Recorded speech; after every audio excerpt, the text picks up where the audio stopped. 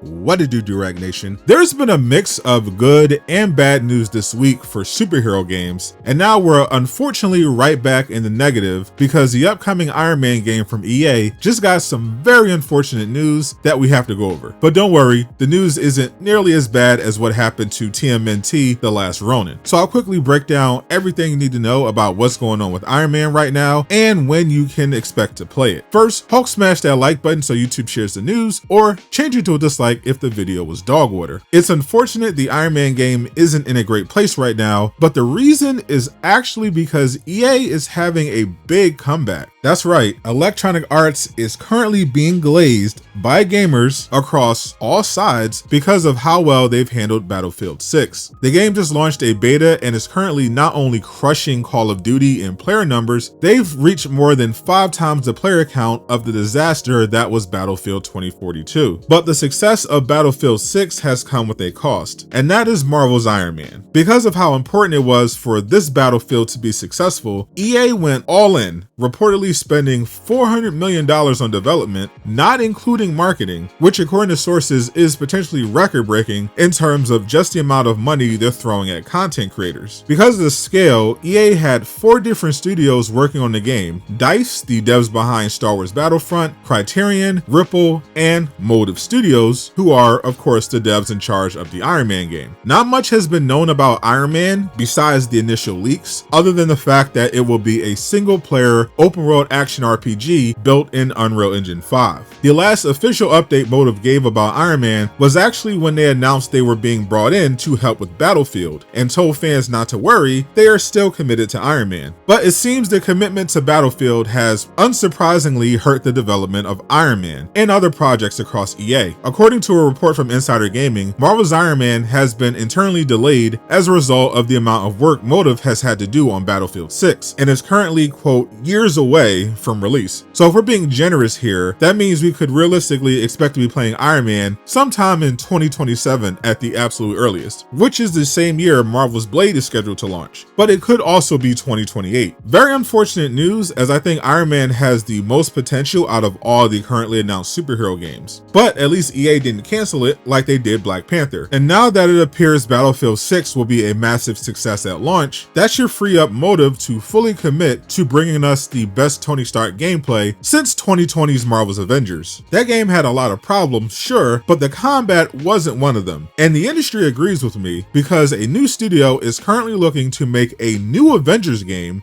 done the right way. Click the video on screen to learn more. And a big shout out to Eastwood, IDK Bro, Tony, and Gabe for supporting me on Patreon.